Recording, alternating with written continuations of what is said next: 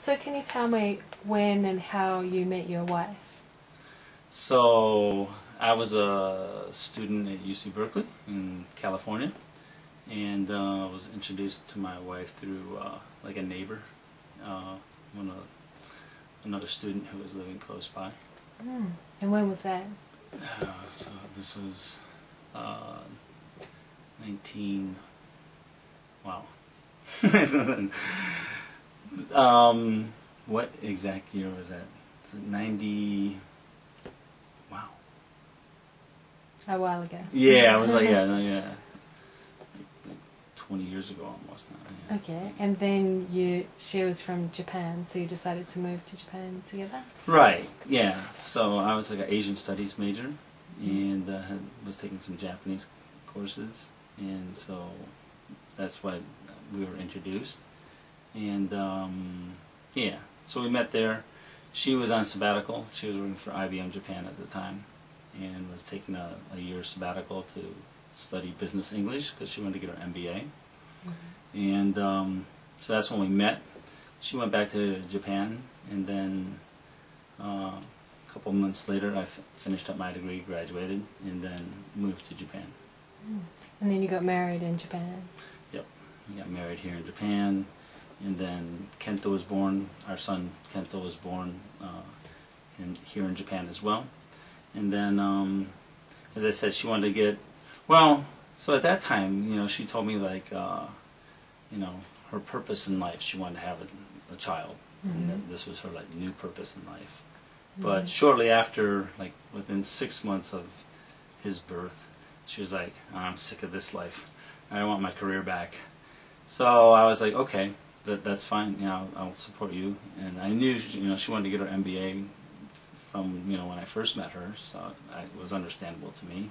So I supported her to get her MBA, you know, helped her write her essays for admission and stuff like that. And the first year she didn't get in. She was actually on a waiting list at Berkeley. So it could have very well came right back to where we had met. But she didn't actually get in that year. So then the next year she got accepted at University of Chicago.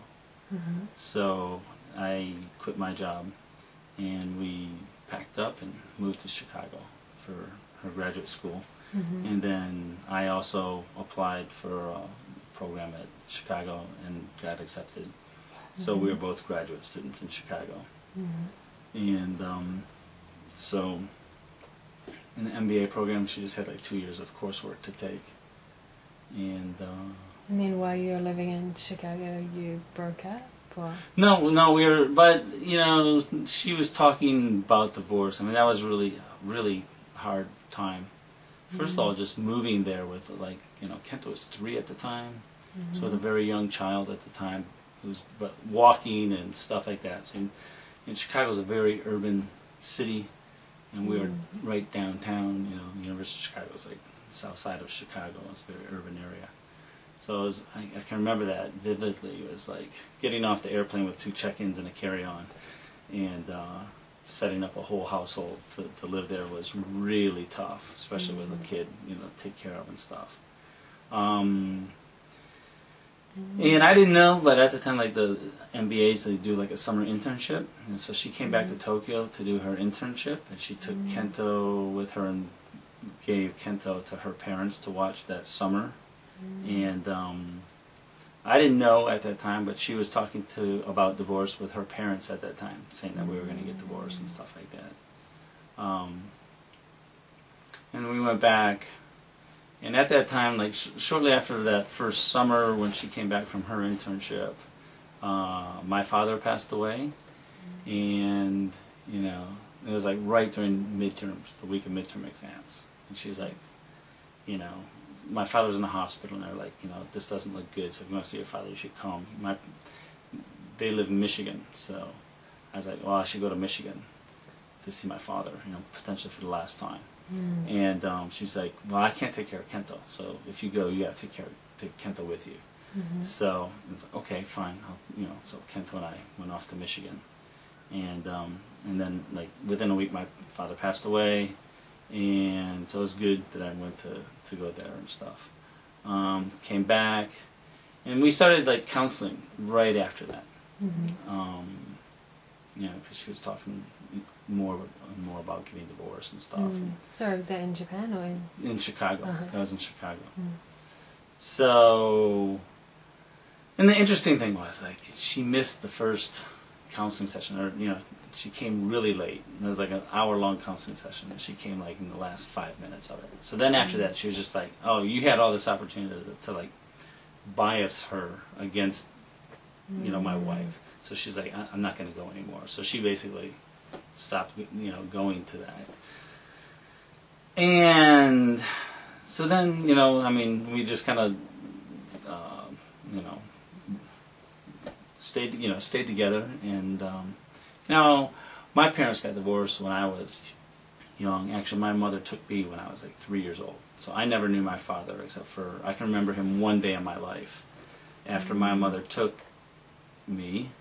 And we were living in Indiana at that time. And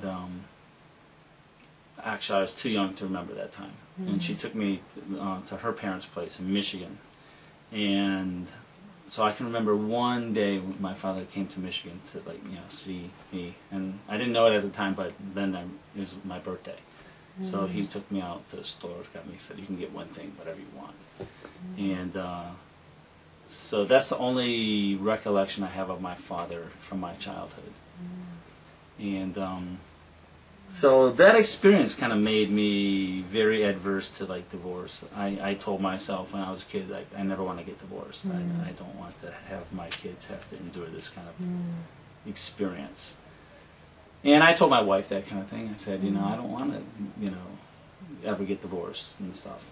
And, you know, so initially she was, like, okay by that, you know, but, you know, I don't know, hindsight being 20/20, I think I realized, I would say she probably had no real intention of staying together for forever.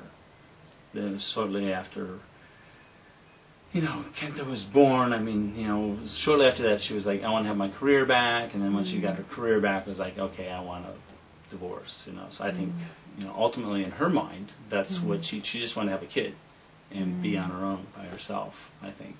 So she suggested divorce and you... Yeah, and I was always, you know, dead set against it, basically.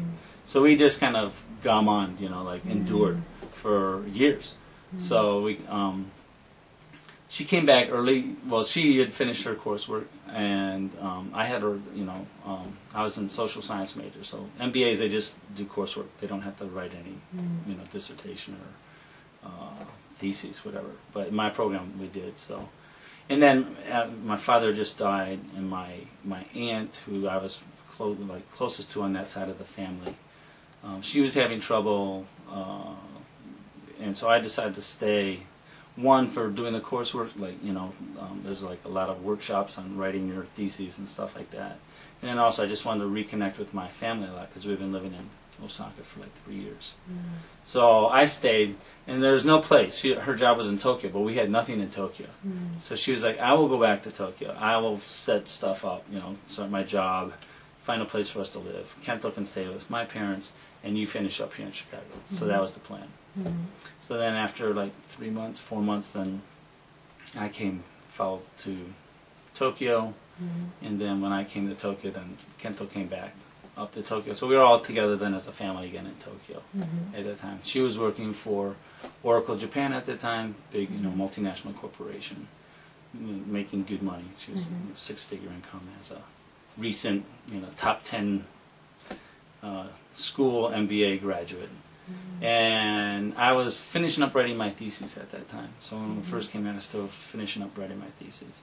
Then I finished that and started working at universities and stuff here in Tokyo.